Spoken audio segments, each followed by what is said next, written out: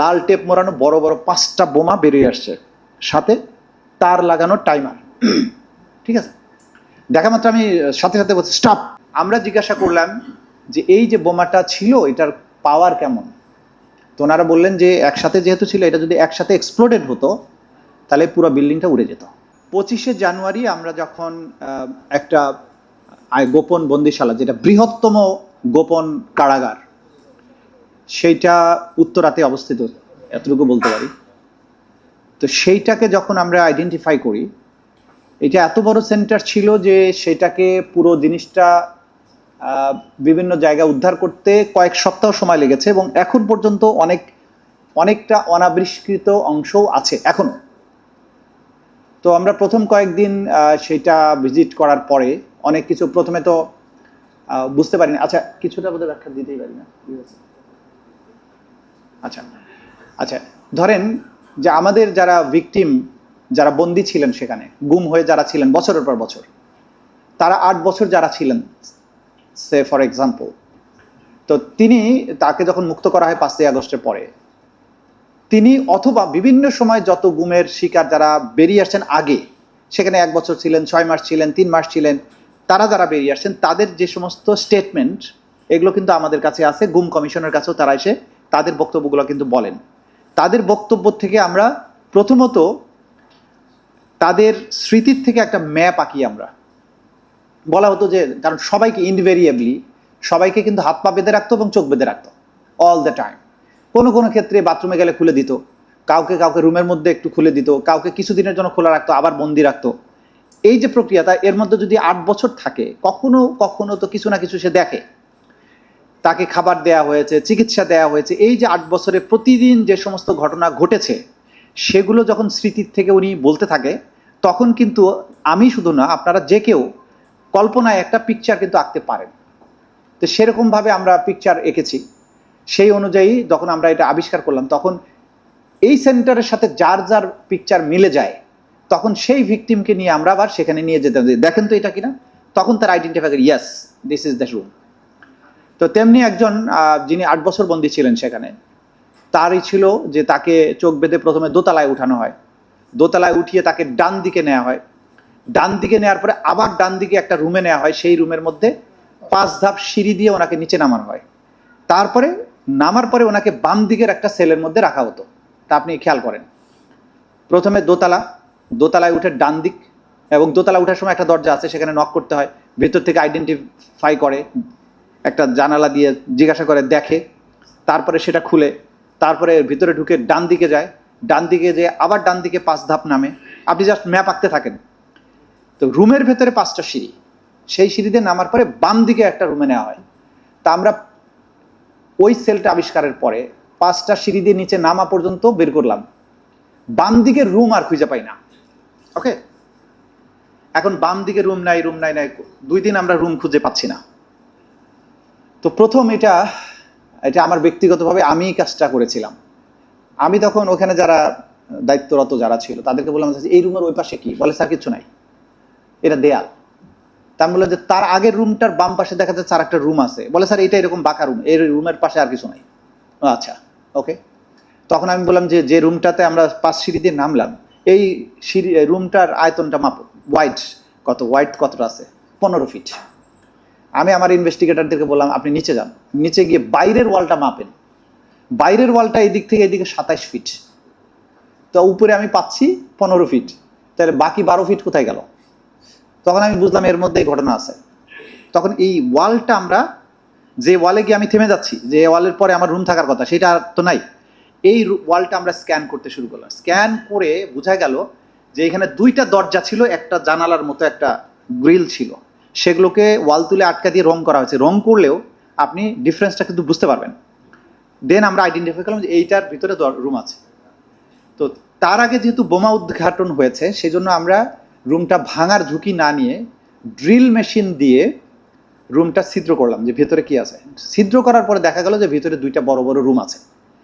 সেই রুমগুলোর লোহার rod Todd যা কিছু ছিল এগুলোকে ভাঙা হয়েছে, এগুলো খুলে প্লাস্টার ইট টিট সব রুমের মাঝখানে জমা করে রাখা হয়েছে।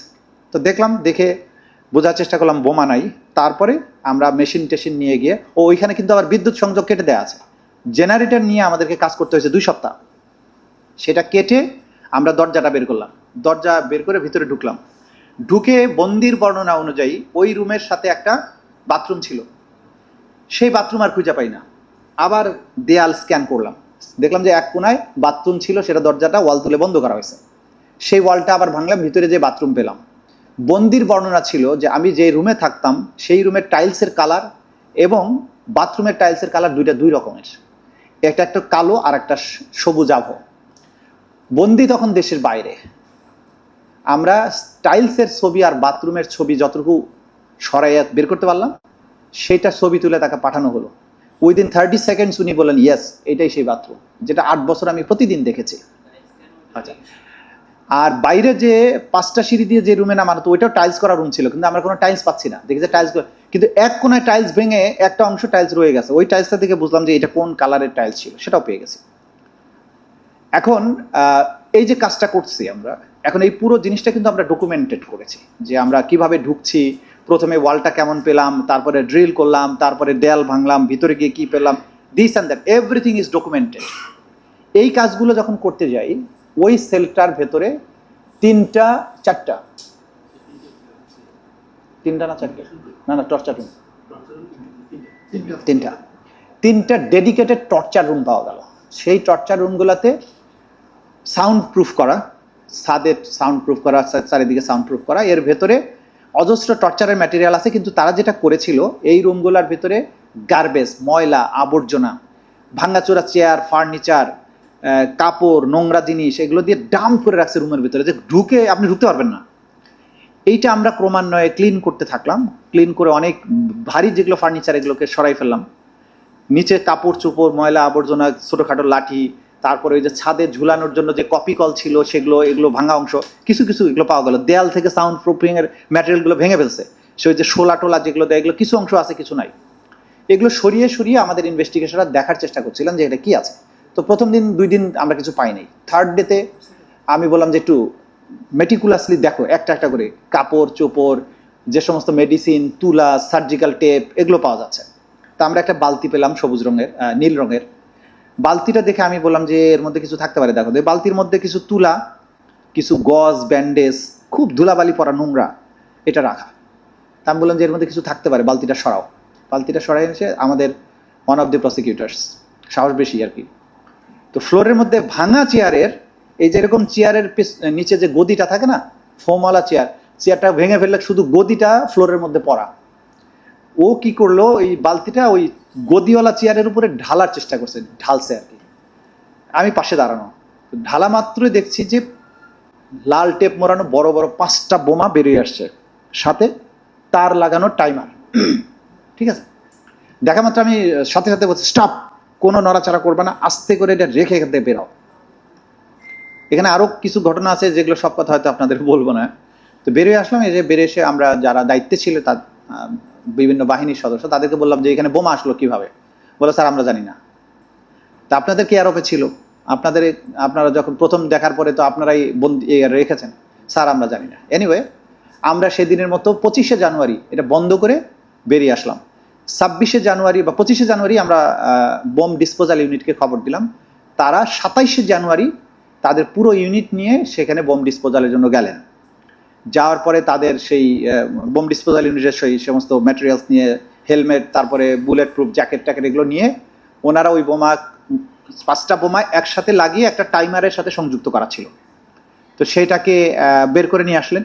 নিয়ে এসে বাইরে এনে ওয়ান আফটার অ্যানাদার ওটাকে প্রথমে বিচ্ছিন্ন করলেন, করে একটা একটা করে বিস্ফোরণ ঘটালেন। সেটা পুরোটা ডকুমেন্টেড করা, সেটার জন্য জিডি করা আছে, এবং বোমাগুলোর আলামত সিজ করে সেগুলো ফরেন্সিক করা হয়েছে। যা যা আইনগত প্রক্রিয়া করা সেগুলো করা হয়েছে। আমরা জিজ্ঞাসা করলাম যে এই যে বোমাটা ছিল এটার পাওয়ার কেমন। তো ওনারা বললেন যে একসাথে যেহেতু ছিল, এটা যদি একসাথে এক্সপ্লোডেড হতো তাহলে পুরো বিল্ডিংটা উড়ে যেত।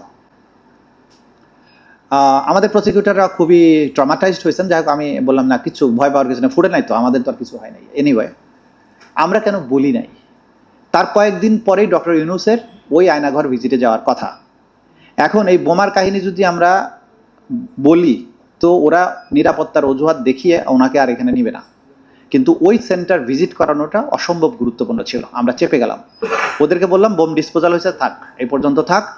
এরপরে যেটা ছিল ওই জায়গায় আরেকটা, ওই বিল্ডিংয়ের বাকি অংশে একটা অস্ত্রাগার ছিল।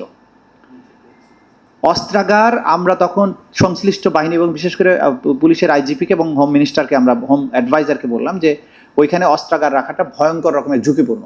একটা বোমা পেয়েছি, আরও যদি বোমা থাকে তাহলে একটা যদি বিস্ফোরিত হয়, অস্ত্রাগার সহ যখন উড়ে যাবে তখন ওই এলাকারই কোনো চিহ্ন থাকবে না। আপনি দ্রুত অস্ত্রাগার এখান থেকে শিফট করার ব্যবস্থা করেন। তো পরবর্তী 2 দিনের মধ্যে ওনারা অস্ত্রাগারটা শিফট করেন। এরপরে পুরো এলাকা মাইন সুইপার বলে, সুইপার দিয়ে সুইপ করা হয় মেশিন দিয়ে। করার পরে যখন নিরাপদ করা হয় তারপরে প্রধান উপদেষ্টা সফরে যান। আচ্ছা, প্রধান উপদেষ্টা সফরে যাওয়ার আগে বোমটা সরানোর পরে মাঝখানে আমরা বাকি বিশাল কমপ্লেক্স বিভিন্ন অংশে, যেখানে গোপন বন্দিশালা ছিল, আপনারা জানেন যে আমরা ওয়াল ভেঙে ভেঙে ভেতরে ঢুকে 3 ফিট বাই 3 ফিট 7টা সেল পেলাম, নিচে 10টা সেল পেলাম যেগুলো বন্দি করে রাখা হয়েছিল, উপরতলায় এরকম 27 বা 29টা সেল সেখানে ছিল বিভিন্ন ইয়ার। এবং এখনো আমাদের জানা মতে একটা অংশ অনাবিষ্কৃত আছে, যেটা আমরা খোঁজার চেষ্টা করছি, সেখানে অনেক কিছু এখনো আছে বলে আমরা জানতে পেরেছি। এখন ধরেন এই যে একটা গোপন বন্দিশালা, এর সাথে কয়েক হাজার বন্দির সম্পর্ক আছে। তারা বিভিন্ন সময় এই বন্দিশালায় গিয়েছিলেন, নির্যাতিত হয়েছেন, অনেকে ফিরে এসেছেন, অনেকে কোনোদিন ফিরে আসেননি, আসবেন না।